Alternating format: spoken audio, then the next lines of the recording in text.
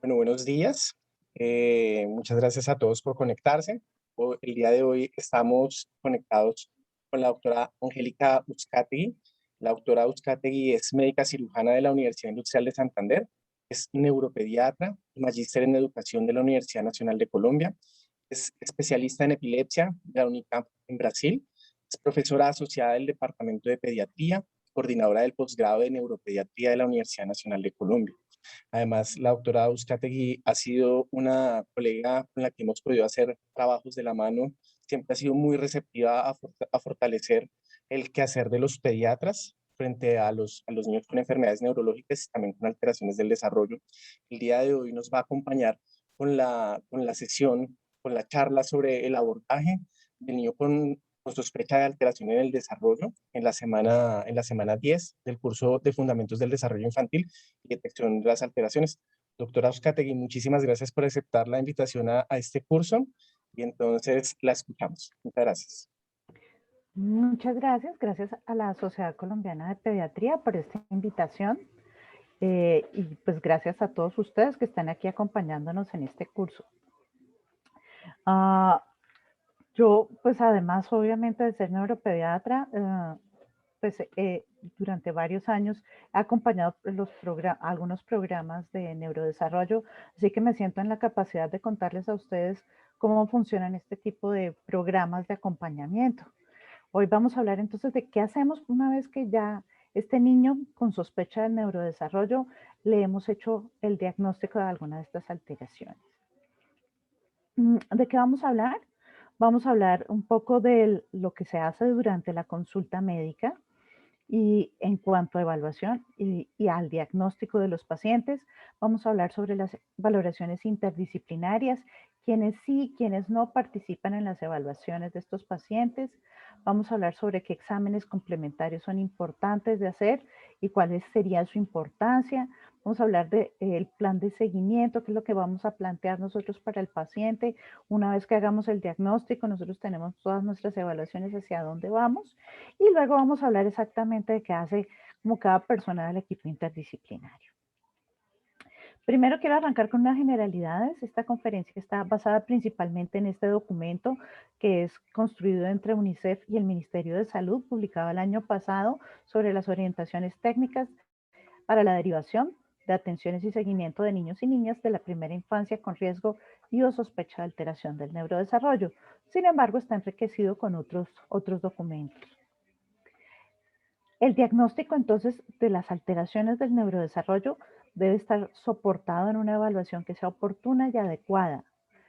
Es importante que todos los niños tengan una evaluación periódica, pero que además aquellos que tienen factores de riesgo sean tal vez priorizados y como que los tengamos más en la mira para estar siempre al pendiente de esto. Estos diagnósticos son dinámicos y debe acomodarse a las necesidades del paciente. Digamos que esto no tiene una receta de cocina, no hay una manera de decirles que en todos los pacientes se hace lo mismo. Hay que recordar que hay condiciones que pueden mejorar en el tiempo, luego el diagnóstico no se puede quedar eterno. Hay condiciones que cambian en el tiempo, por ejemplo, algunas formas de síndromes epilépticos. Y hay alteraciones que van a cambiar sencillamente porque en la etapa de desarrollo pues ha cambiado el nombre de lo que tenemos. Una cosa es tener un retardo del desarrollo psicomotor, pero una vez que superamos la barrera de los 5 años, tendremos que empezar a tal vez a cambiar nuestro léxico alrededor del diagnóstico de un déficit cognitivo, por ejemplo. Luego debe ser dinámico, debemos acomodarlo a nuestro paciente. Es muy importante que manejemos las expectativas de la familia también, que en esta conversación en donde nosotros hacemos un millón de preguntas, también oigamos y resolvamos inquietudes de los papás. Hay que explicar muy bien a qué va orientada cada intervención. A veces los papás se imaginan que un examen es para generar un tratamiento, que no necesariamente eso es cierto, ¿sí? Algunas veces algunas intervenciones los papás las asumen como que fueran comillas curativas. Eso para nosotros no es infrecuente, por ejemplo, en los niños con trastorno del espectro autista, que mandamos medicamentos para modular el comportamiento y los papás tienen en su imaginario que es una cura para el autismo. Entonces hay que ser muy claros en a qué va, cuál es el objetivo de cada una de las cosas que vamos a hacer. Y si bien No se trata de romper las expectativas ni las esperanzas de la familia.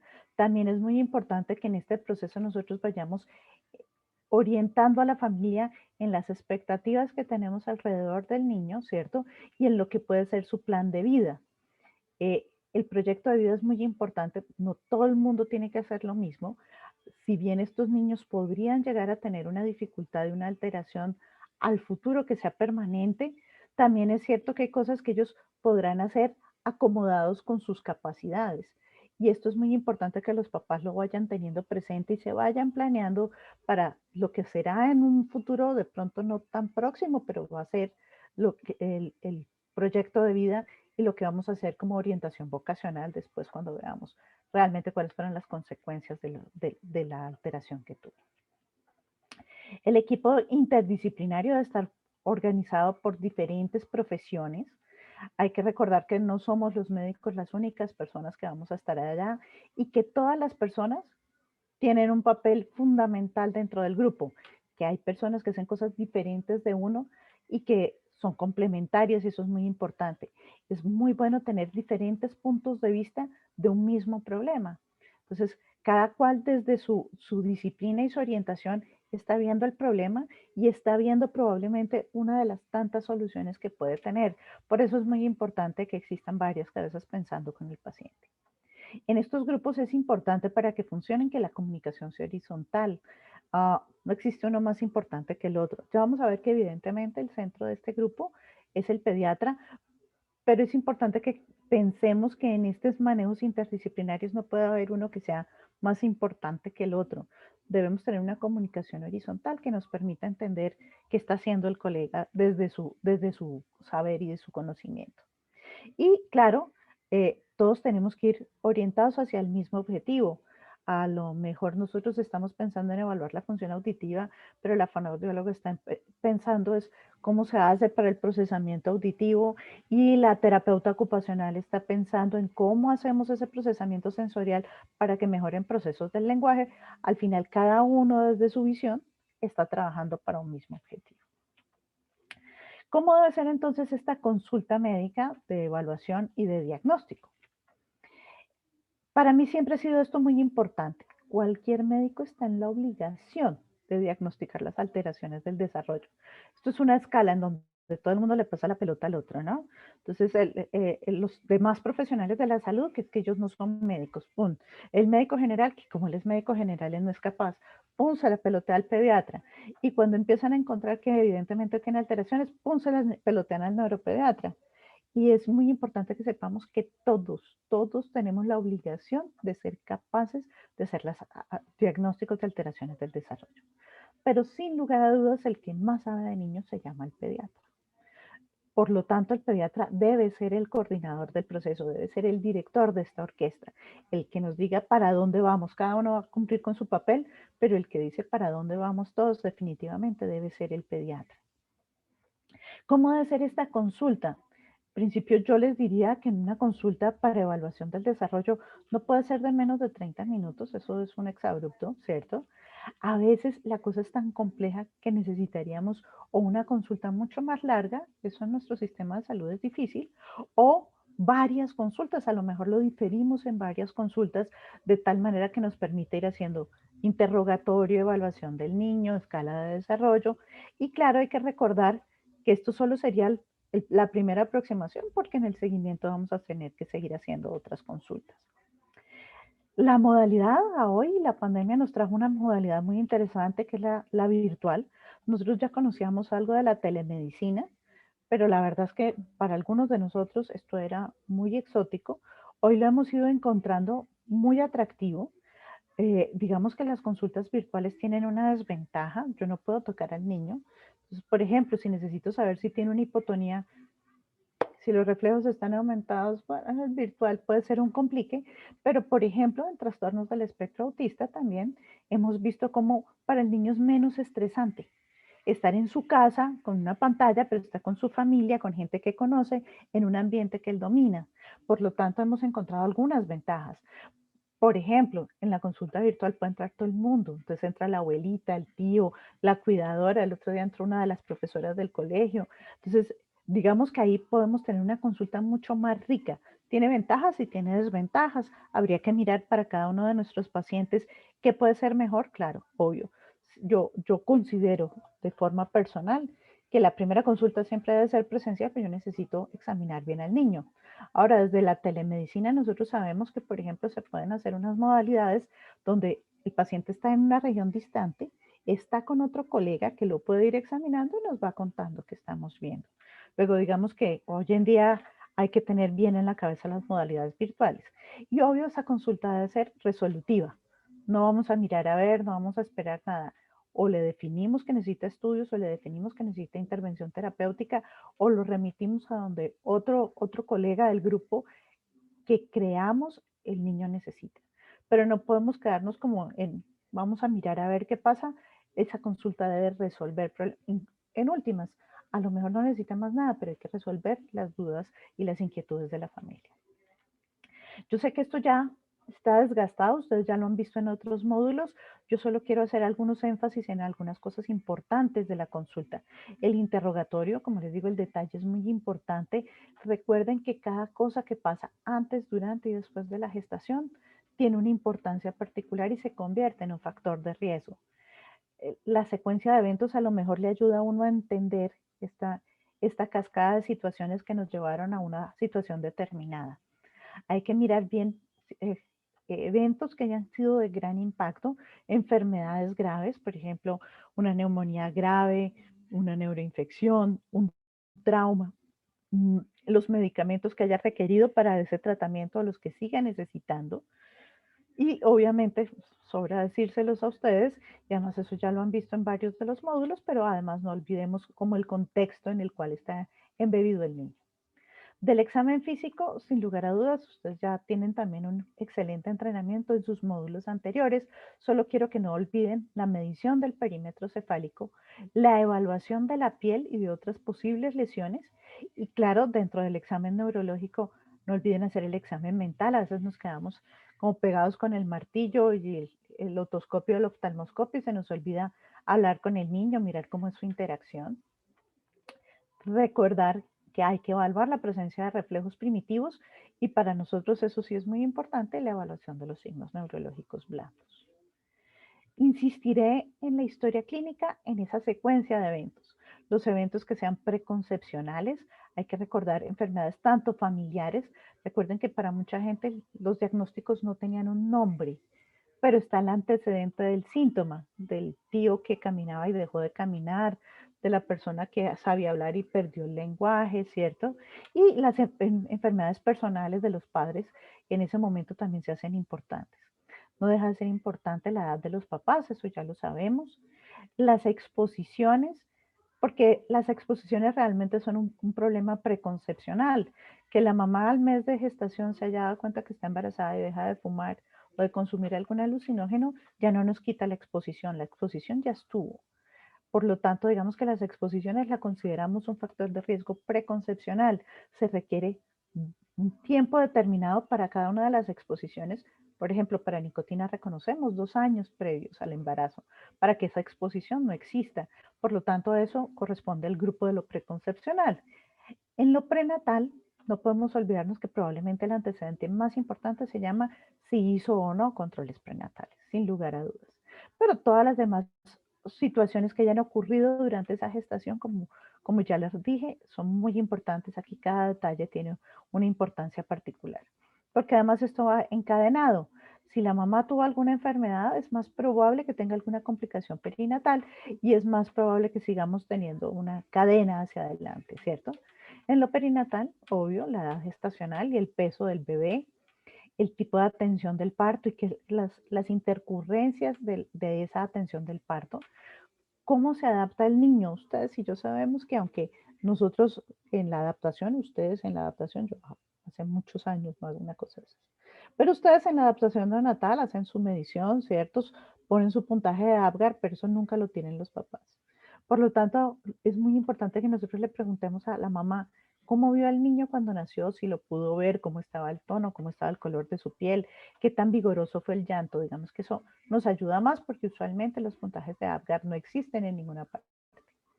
Y claro, ¿qué otras cosas ocurrieron durante ese primer mes que son muy determinantes para el futuro del niño? Y en lo postnatal, pues sobra decirles toda la parte de traumas, infecciones u otras enfermedades que también van a tener un impacto en el proceso de desarrollo. Entonces, vámonos a las valoraciones interdisciplinarias. ¿Cómo vamos a empezar este proceso? ¿Cómo definimos si se requiere o no se requiere el papel de otras personas?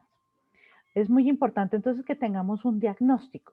Nosotros vimos a este niño, le hicimos una historia clínica, le hicimos un examen físico, tenemos en nuestra cabeza una serie de alteraciones, aplicamos la escala de desarrollo, tampoco eso se lo tengo que explicar, porque han tenido un excelente módulo de escalas del desarrollo, luego eso está chequeado, pero una vez que ustedes tienen eso, ustedes tienen que tener un diagnóstico por lo menos sindromático, ¿cierto?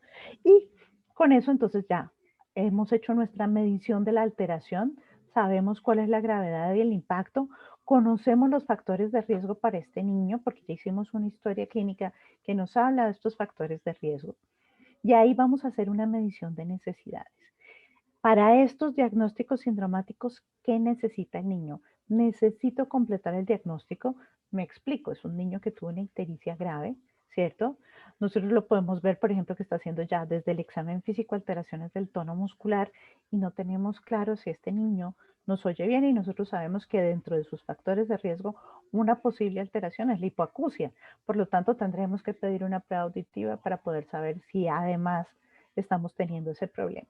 Pero además, pues hay que plantearle algo desde el punto de vista de tratamiento. Yo ya sé que si el problema es una desviación del desarrollo del tono muscular, probablemente voy a necesitar a fisioterapia para que me vaya ayudando en este proceso. Mirar muy bien cuáles son los estudios complementarios que yo requiero. Si a mí no me queda claro, necesito consultar a otro colega, ¿cierto? Si definitivamente nosotros ya tenemos como un norte, eh, el niño tiene rasgos dismórficos, tiene determinadas alteraciones, yo creo que este niño puede tener una entidad genética, pues ya tenemos probablemente o le consultamos al genetista o nosotros vamos adelantando algunas de las pruebas genéticas, ¿cierto? Hay que considerar en esto del manejo interdisciplinario dificultades que se van a presentar. Nosotros las reconocemos, las dificultades y las barreras administrativas, si bien nuestro sistema de salud, comillas, dice cubrir la mayor cantidad de condiciones y de estudios, la realidad de nosotros es que existen una serie de barreras administrativas, que si el MIPRES, que no el MIPRES, le echan unas historias todas extrañas a la familia y esto se vuelve un problema. Las barreras geográficas, nosotros, claro, como vivimos en la ciudad, tenemos en la cabeza la ciudad, pero cuando nos tenemos que desplazar a áreas más distantes, el rural disperso, también hay que acordarnos que nosotros no podemos pedirle 500 valoraciones porque para esa gente es difícil poderse desplazar a lo mejor de una vereda hasta la cabecera municipal. Hay que pensar también en eso, cómo le facilitamos a esta gente la situación. Y la familia, hay estudios que muestran que a la familia apenas nosotros empezamos a hacer esa aproximación a las alteraciones del desarrollo, puede convertirse en una talanquera y en una barrera, porque empiezan a tener preocupación con el diagnóstico, porque pues me sale mejor lo que dijo la vecina, porque entonces mejor yo intento una cosa aquí en mi casa. Por lo tanto, es muy importante ser claros con la familia hacia dónde vamos, nuestras expectativas, la importancia de estas evaluaciones, la importancia de lo que vamos a hacer, el impacto que pueden tener en el niño. Si yo logro saber si el niño tiene una hipoacusia y esto tiene un tratamiento, pues que piensen bien que esto es supremamente importante. Que la importancia además es porque entre más temprano nosotros hagamos las intervenciones, mejor va a ser el pronóstico para el niño. Entonces, ¿quién hace parte de este grupo interdisciplinario? Sin lugar a dudas, cuando nosotros estamos hablando de alteraciones del desarrollo, obvio el grupo de terapias es supremamente importante y van a ser complementarias entre ellas.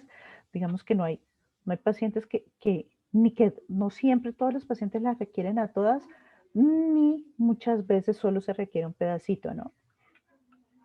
Psicología, cuando nosotros estamos hablando del proceso de neurodesarrollo, psicología es muy importante. Hay que reconocer su papel, no solo porque nos acompañan en la aplicación de escalas, hay escalas más complejas, que son ellas quienes las aplican, sino porque nos van a ayudar también en el manejo de la familia, ¿cierto? En el manejo de las formas de crianza, pero además recuerden que psicología trabaja en toda la parte digamos, de interacción social con el niño. O sea, si hay un trabajo para hacer con el niño, nosotros pensamos que a veces como no habla o como está muy atrasado, el psicólogo no tiene ningún papel y eso no es cierto.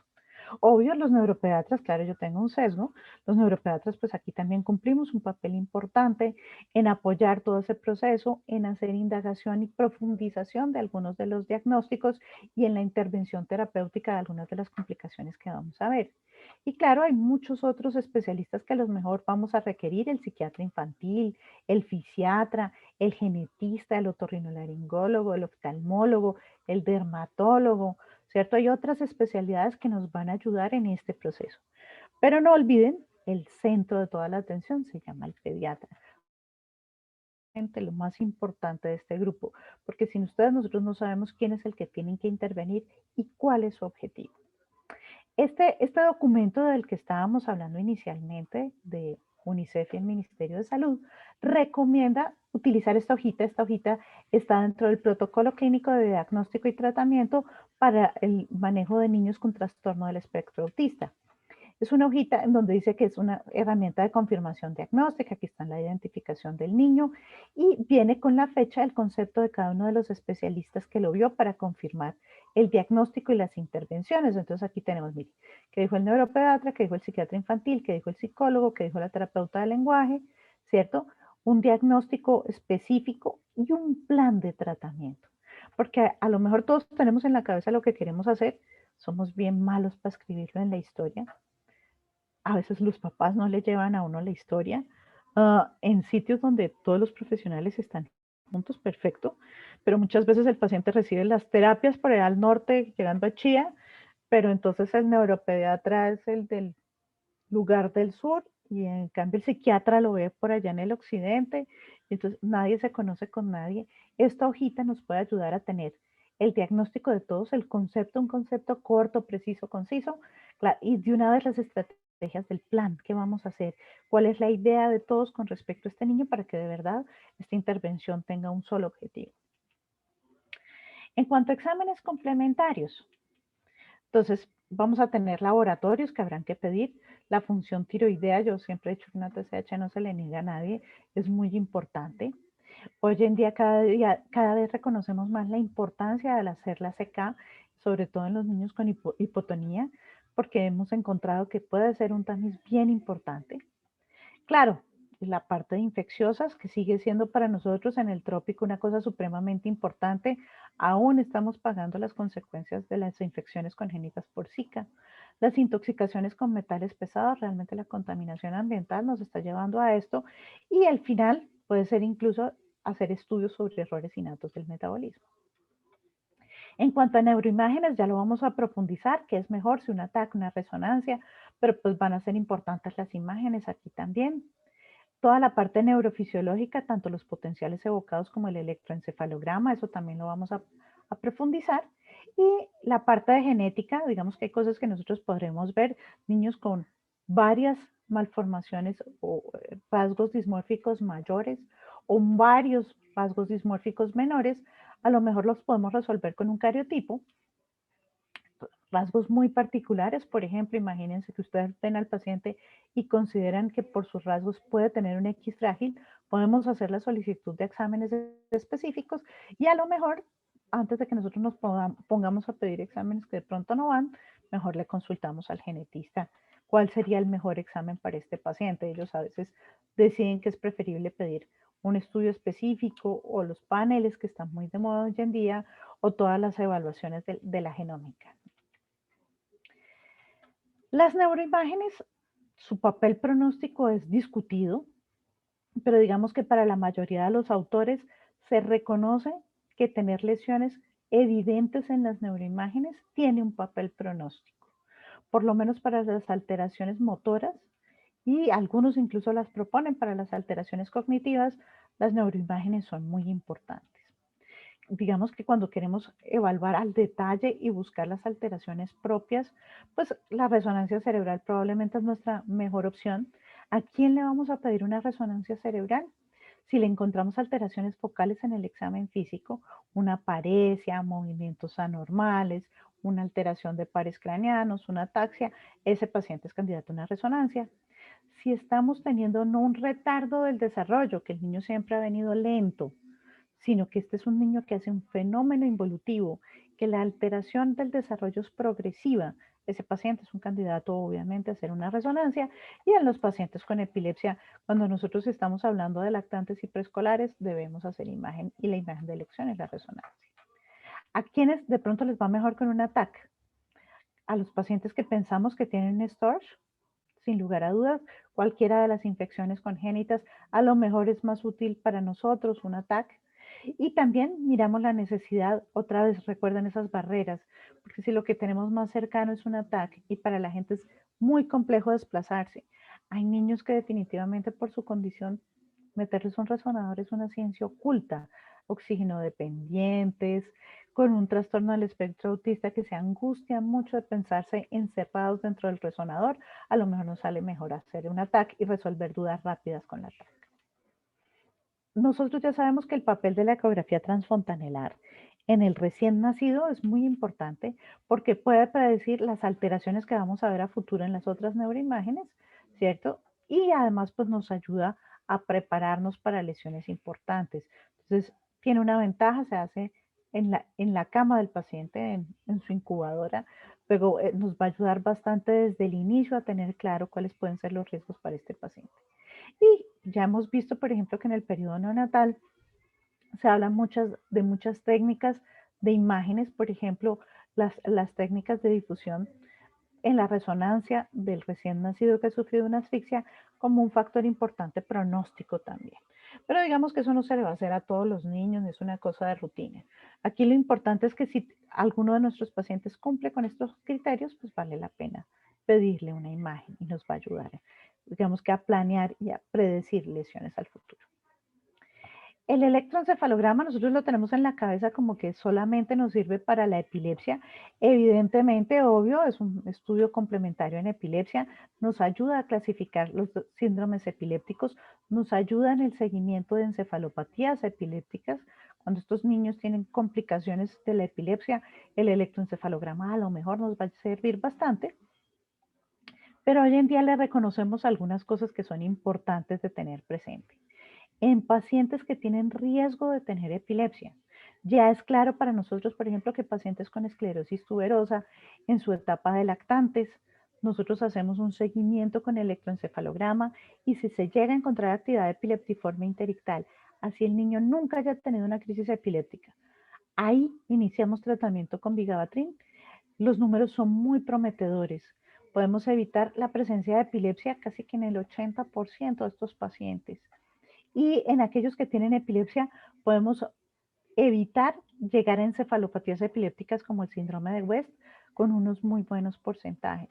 Por eso es importante en estos niños que ya sabemos que tienen el riesgo, esto es una cosa que ya la reconocemos, hacer seguimiento con electroencefalograma, porque ahí nos dice cuál es el momento perfecto para iniciar el tratamiento anticonvulsivante, aunque no haya tenido crisis epilépticas. Y en algunas encefalopatías perinatales, por ejemplo, la hipoglicemia, la asfixia, que son niños que nosotros sabemos que pueden llegar a presentar formas graves de epilepsia, como el síndrome de West, en estos niños también, digamos que hay unos hallazgos electroencefalográficos que obviamente serán reportados por el experto que lee el electroencefalograma, pero nosotros ya sabemos que hay unos momentos especiales en donde nosotros podemos iniciar también tratamiento anticonvulsivante para evitar la progresión hacia encefalopatías epilépticas. En crisis neonatales, ustedes saben que las crisis neonatales hoy las reconocemos como un factor interferente grave en el proceso, no solo porque se convierten en un factor de riesgo para epilepsia y epilepsia refractaria, sino porque sabemos que los niños que tienen crisis neonatales tienen más chance de tener alteraciones en el neurodesarrollo, así no desarrollen crisis epilépticas. Pero si además están las dos cosas, pues la cosa se nos va a complicar más. Luego, es importante hacerle seguimiento a estos niños que tuvieron crisis neonatales, ¿cierto? No solo para definir la prolongación del tratamiento, sino para mirar cómo está su proceso madurativo y que nos diga hacia el futuro si nos tenemos que preocupar o no por el proceso de desarrollo, ni siquiera de la epilepsia, sino que ese electroencefalograma, la dismaduración, La alteración madurativa del electroencefalograma en estos niños que tuvieron crisis neonatales o noxas muy importantes se va también a convertir en un factor de pronóstico para nosotros. En la medida que ese electro no mejore y no madure adecuadamente, nosotros sabemos que nos enfrentamos a un niño con un mayor chance de alteraciones del neurodesarrollo. En cuanto a la evaluación visual, digamos que es muy difícil para nosotros, no siempre va a ser fácil. Para eso pues tenemos el concurso del oftalmólogo. Él nos va a ayudar con pacientes que sabemos nosotros tuvieron retinopatía del prematuro, estos niños que tuvieron que usar oxígeno por periodos prolongados de tiempo, los prematuros, los niños de bajo peso al nacer, ¿cierto? Alteraciones en la valoración inicial. Y aquí es cuando nosotros igual sí tenemos un papel importante, ¿cierto? ¿Qué le vamos a mirar nosotros a un bebecito? Nosotros decimos es que no contesta la carta de Snellen, obvio, pero en los lactantes, por ejemplo, la fijación, el seguimiento y la interacción visual, recuerden que el niño es de contacto visual desde que nace y puede incluso repetir lo que hace ese adulto que lo está mirando, ¿cierto? Por eso es muy importante que nosotros tratemos de interactuar con ellos. Obvio, cómo está la respuesta pupilar, el tamaño de las pupilas, el fondo de ojo, por lo menos para que nosotros sepamos que el cristalino está bueno, que podemos ver el rojo retiniano, ¿cierto? Hay cosas que digamos que sí podemos hacer en el consultorio y hay unas cosas que son muy importantes. Las desviaciones oculares o los estrabismos que los podemos, digamos, considerar anormales después de los 6 meses de vida. Si este niño tiene desviaciones oculares, es importante que nosotros lo consideremos como un candidato que se vaya a oftalmología, pero además el nistagmus es uno de los síntomas que marca muy importante para baja visión. Entonces, si nosotros vemos que este niño tiene unos movimientos oculares anormales, inmediatamente debe ser remitido al oftalmólogo. ¿Qué esperamos nosotros también, digamos, de evaluaciones? El potencial evocado visual. Recordemos que si sale normal, es súper bueno, ¿cierto? Si sale anormal, no necesariamente es anormal, porque también hay unos cambios por maduración. A veces lo hacemos muy temprano y todavía digamos que tenemos el impacto de esa noxa, ¿sí? Luego digamos que en el caso de que sea normal, vamos a necesitar unos seguimientos periódicos y otra vez el concurso del oftalmólogo. Existen algunas estrategias que están desarrolladas para que nosotros en consulta podamos aplicarles y hacer una mejor evaluación oftalmológica. Yo les recomiendo estos optotipos de Leonhardt, que es una forma fácil de podernos aproximar nosotros desde el examen físico común y corriente a la evaluación clínica de la capacidad visual de los lactantes y los niños con discapacidad que no responden a otro tipo de evaluaciones. ¿Ya? De ahí para allá, pues probablemente hayan otros paraclínicos que utilizar, pero preferimos siempre que sea el oftalmólogo quien decida la importancia de esos otros paraclínicos. En cuanto a la evaluación auditiva, tenemos que tener claro nuestros factores de riesgo, todas las infecciones, tanto las congénitas como las adquiridas, ¿cierto? El uso de fármacos, sobre todo si tuvo una meningitis, hay que considerarlo, ¿cierto? En el periodo neonatal, que las infecciones, pues utilizamos medicamentos que son muy importantes, pero que pueden tener como efectos adversos la ototoxicidad. Las encefalopatías neonatales, como la hiperbilirrubinemia, la encefalopatía hipóxica, ser prematuro, ¿cierto? Todos esos son factores de riesgo para alteración auditiva.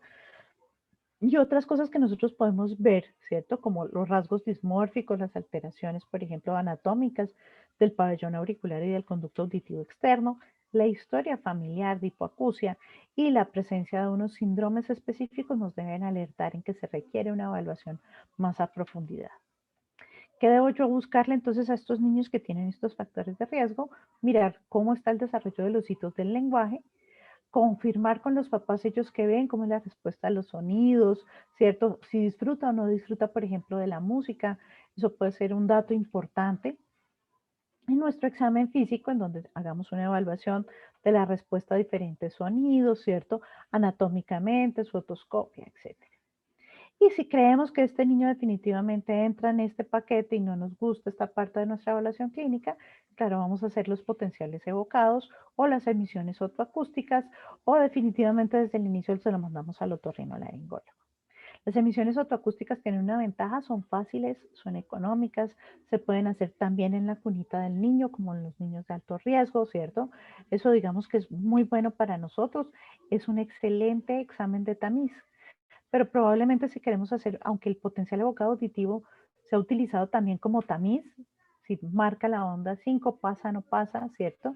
Este es un mejor examen de diagnóstico, tiene una ventaja y es que nos va a marcar la vía anatómica y el punto anatómico en donde nosotros vamos a tener una alteración. Eso también es importante, pero hay que reconocerle sus desventajas, como que requiere de un sitio especializado y un especialista que lo interprete, que requiere que el niño esté dormido, ¿cierto? Que esté quieto y que esté tranquilo. Las emisiones autoacústicas, no importa si el niño llora o se mueve, aquí lo podemos hacer. El potencial evocado auditivo, requerimos unas cosas que pueden hacerlo más complejo y más limitante a la hora de poderlo ordenar. Bueno, y entonces nuestro plan de seguimiento, dijimos, listo. Entonces ya, nosotros ya lo evaluamos, sabemos sindromáticamente que tiene este niño, tenemos un diagnóstico, sabemos quién queremos que nos ayude a ver este niño y orientarlo en su tratamiento y en su diagnóstico. Ya hemos elegido para las condiciones de este niño unos paraclínicos que le pueden servir. Ahora, ¿qué hacemos? Entonces, en esas consultas que siguen, vamos a mirar cómo vamos en los avances que se ha podido hacer desde diagnósticos, ¿cierto? Si ya tenemos un diagnóstico claro etiológico, estamos convencidos de que la anoxa que nosotros creíamos es la causante de lo que vemos, tenemos un diagnóstico funcional, este niño cómo está desde el desarrollo motor, el desarrollo del tono, la capacidad visual y auditiva, ¿cierto? Ya eso ya lo tenemos. Vamos a evaluar obviamente en estas consultas de control los resultados de lo que nosotros hayamos hecho o pedimos interconsulta si queremos mirar qué nos manda a decir el colega de la interconsulta, o le pedimos examen si queremos mirar el resultado para saber cuál es el siguiente paso, ¿cierto? Hay que vigilar la intervención terapéutica, aquí es muy importante que nosotros estemos al pendiente, es muy importante que se hagan las terapias. A veces nosotros las mandamos, pero eso no ocurre, o los papás no van, o no les gusta la cosa y entonces ellos mismos están poniendo talanqueras, o a veces nos pasa, eso pasa también respetuosamente con las colegas de terapias, y es que mandan decir que aunque el niño pues está atrasado en el desarrollo ya no le ven nada de que no necesita, ¿cierto? Eso que implica que cambiamos de terapeuta porque si ella no sabe de desarrollo estamos perdidos. O la EPS que le dice que le autoriza una terapia cada 40 días, eso pues no nos sirve a nosotros, ¿cierto? Pero además, una vez que empiece esas terapias, tenemos que mirar que esos objetivos que planteamos entre todos como equipo interdisciplinario sean los que se cumplan. Por ejemplo, a veces tenemos el niño que tiene alteraciones en la masticación, nosotros se lo enviamos a la terapeuta del lenguaje y ella está trabajando sobre significados. Entonces, que el objetivo principal era la parte de alimentación. Arranquemos por ahí, ¿cierto? No nos saltemos y no nos desviemos. Hay unos objetivos que hay que cumplir y los vamos a ir cumpliendo, digamos que en una forma secuencial para que eso beneficie al niño. Hay que vigilar que esos objetivos que propusimos sean los que se cumplan. Y hay que hacer el seguimiento de otras condiciones, estar seguros de que este niño puede recibir vacunación, qué tipo de vacuna es la que más le va a servir, el manejo de otras condiciones que vayan apareciendo. Es muy importante, los niños se pueden enfermar de otras cosas y eso impactar directamente en su patología y obvio la aparición de nuevos síntomas. Habíamos empezado con el niño que se expuso a una encefalopatía hipóxica, que venía con una alteración del desarrollo, ¿cierto? Motor y pronto del lenguaje, y resulta que le aparecen crisis epilépticas. Tengo que estar preparado para hacer una intervención de estos nuevos síntomas. ¿Y cómo va a ser esta intervención terapéutica? Entonces, nosotros siempre hacemos una orden de terapia, ¿cierto? Pero a veces no tenemos tan claro cuál es el papel de los terapeutas que nos apoyan. Les insisto, las terapias no tienen una receta de cocina, no es que a todos les mandamos los mismos. Ni la terapeuta puede hacerle lo mismo a todos los niños. Tiene que hacer una buena evaluación, individualizar a este paciente, a este niño y saber de qué se beneficia, de qué tipo de intervenciones se beneficia, de cuáles no. No existe una corriente de terapias perfecta. Sencillamente hay una corriente de terapias para cada alteración y es importante desde ese punto de vista que cada niño tenga una individualización de esa intervención. Aquí se requiere autonomía, claro, digamos, el terapeuta es el que sabe, yo no tengo ni idea de terapias, ¿cierto? Pero sí insisto en que sigamos el cumplimiento de nuestros objetivos, que en esta autonomía no se me vaya y como que vuele por otra parte y se aleje de lo que queríamos todos cumplir. A veces la familia tiene la idea que yo cojo y ¡pum! peloteo al niño con las terapeutas y que ellas resuelvan el problema, ¿cierto? Es supremamente importante la familia en el proceso, que la familia acompañe al terapeuta, que la familia entienda los objetivos y nos ayude a cumplirlos, pero además porque la familia, en el ámbito familiar, también hay muchas cosas de estimulación que se terminan convirtiendo en una terapia y que son la familia las que la tiene que hacer. No hay manera. Eh, los procesos de terapias prolongados, sesiones largas, lo único que hacen es que agotan al niño. A lo mejor nosotros tenemos una intervención puntual en un horario específico y la familia de a poquitos y de a raticos en otros entornos nos puede ir ayudando en el cumplimiento de esos objetivos terapéuticos. Y hay que pensar en la calidad de vida. O sea, el niño lo único que tiene para hacer no es terapia. El niño tiene que tener interacción con su familia, tiene que conocer gente. En la medida que va creciendo tendrá que ir al colegio. Y eso es supremamente importante. La vida de estos niños no se puede convertir en terapias. Los papás los llevan a una forma de terapias en la mañana, otra por la tarde, el fin de semana recibe otras y los papás se inventaron una nueva por las noches. Y entonces el chino toda la vida es terapias, los papás son también los terapeutas. No, esto es una locura, es una jartera. El chino ya no quiere ver un terapeuta más, ¿ya? Lo único que hay para hacer no es terapia. Hay que recordarle a los papás que es importante que jueguen con el niño. Ellos tienen tan en su cabeza la idea de que como está atrasado, yo tengo que hacer terapias, se quieren convertir en el terapeuta y olvidamos que el juego es un proceso de interacción supremamente importante, que esa diversión que pareciera ser trivial es supremamente importante para el desarrollo cerebral. Entonces, a lo mejor en vez de que ellos se embeban en 5.000 terapias, que ellos se den cuenta que el niño también necesita unos espacios lúdicos y necesita compartir con ellos. No se puede volver la vida a terapias. Claro, nosotros lo que queremos es una mejoría funcional.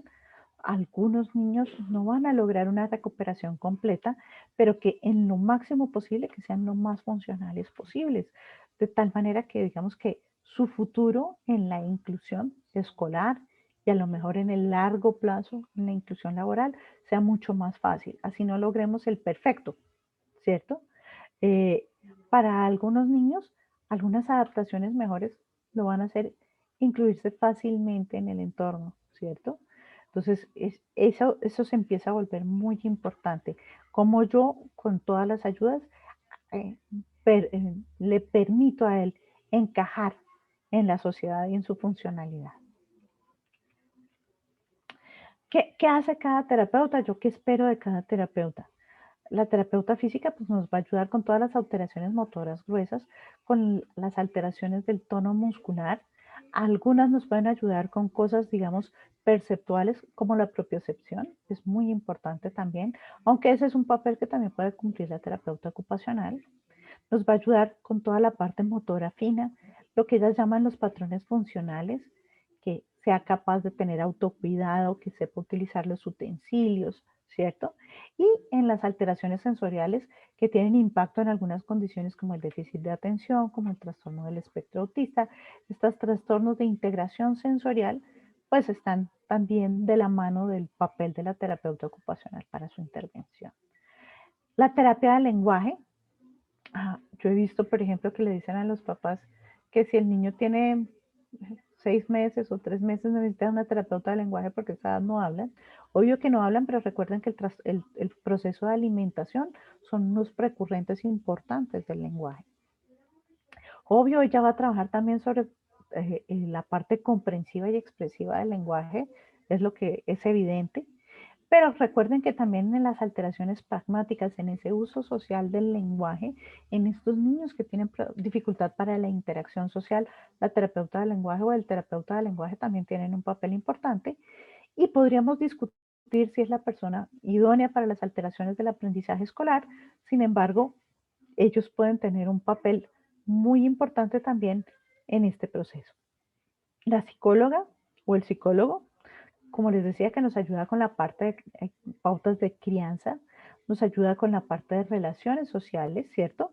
Y nos ayuda a desarrollar procesos más abstractos, como los procesos de atención conjunta, los procesos de regulación y control del comportamiento.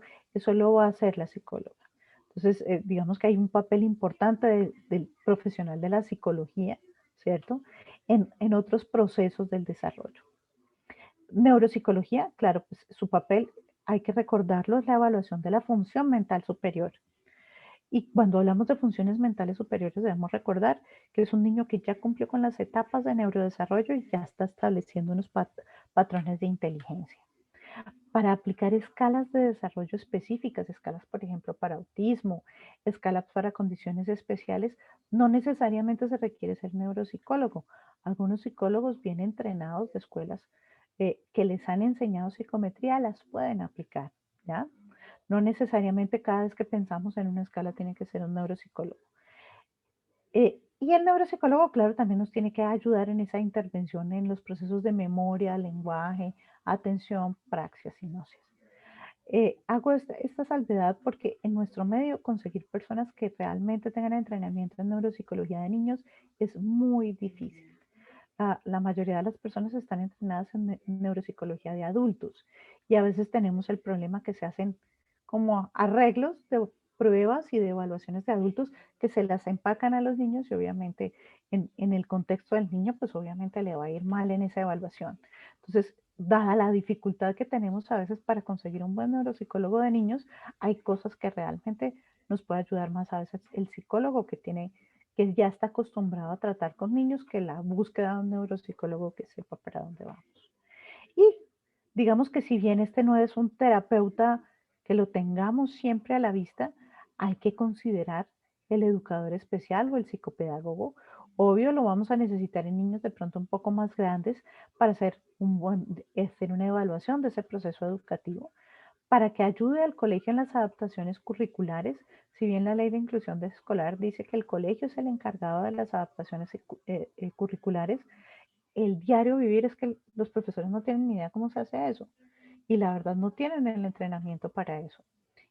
Se supone que deberían tener un profesional para eso en los colegios, pero no siempre ocurre. Entonces, este profesional, digamos que nos ayuda a facilitarle al colegio entender cómo son las adaptaciones curriculares. Nosotros podemos tener una idea de qué queremos que ocurra en el colegio, ¿cierto? Que lo evalúen más verbal que por escrito porque su coordinación es muy mala, que este hijo lo que necesita es de pronto un profesor que sepa lenguaje de señas, ¿cierto? Pero una cosa es decir eso y otra cosa es que el profesor de matemáticas pregunta, bueno, y entonces yo que le enseño matemáticas. Aquí necesitamos el concurso de una persona especialista. Y algunos educadores especiales también nos ayudan en algunos aprendizajes, digamos que individualizados, en niños con mayores, digamos, alteraciones del neurodesarrollo mucho más graves que no necesariamente se van a escolarizar, pero que otra vez nosotros queremos enseñarle unos patrones funcionales y una independencia en sus procesos diarios. El educador especial también nos puede ayudar en estas intervenciones. Y entonces, a modo de conclusión, debo insistirles en que es fundamental detectar a los niños con riesgo. Si yo no tengo los riesgos en la cabeza, si yo no sé cuáles son los riesgos para cada niño, a lo mejor empiezo a dejar pasar cosas que son importantes y que yo hubiera podido intervenir tempranamente. Entonces, es importantísimo tener en la cabeza que cada vez que un niño llega a la consulta de crecimiento y desarrollo, debo tener una historia supremamente completa que me diga, estos son los factores de riesgo para este niño. Recuerden, cada factor de riesgo implica patologías no necesariamente las mismas, a lo mejor diferentes, de las que yo tengo que estar alertado y tengo que ser mucho más minucioso y más exigente a la hora de aplicar las tablas de desarrollo con los niños que tienen esos factores de riesgo. Que definitivamente una vez que encontramos que el niño tiene una alteración del neurodesarrollo, el trabajo no puede ser de una sola persona. Debe estar dirigido por el pediatra sin lugar a dudas, porque es el que entiende toda la fisiología del niño, el que puede comprender las diferentes alteraciones que puede tener ese niño en su funcionamiento general. Y es el único que sabe decirnos qué es lo que más necesita, es el único capacitado para hacer intervenciones rápidas, ¿cierto? Por lo tanto, la cabeza se llama el pediatra, pero vamos a necesitar el apoyo de muchas personas. Esto no lo puede hacer el pediatra solo. Y hay que hacer un muy buen seguimiento clínico y de requerirse para clínico para que nosotros no solo hagamos el diagnóstico, sino que estemos al pendiente que cada una de nuestras intervenciones realmente obtuvo los frutos que nosotros buscábamos y que realmente le estamos ayudando al niño a mejorar en su proceso de desarrollo, a mejorar y a intervenir otras complicaciones y realmente para que la calidad de vida de él y de su familia mejore. Eso es, digamos que, los objetivos centrales de estas intervenciones y de estos seguimientos. Bueno, muchísimas gracias por haber estado aquí. Espero que esto les sirva, espero poderlos acompañar en sus dudas durante el módulo y nuevamente muchas gracias por invitarme. Me parece muy interesante este trabajo. Muchas gracias.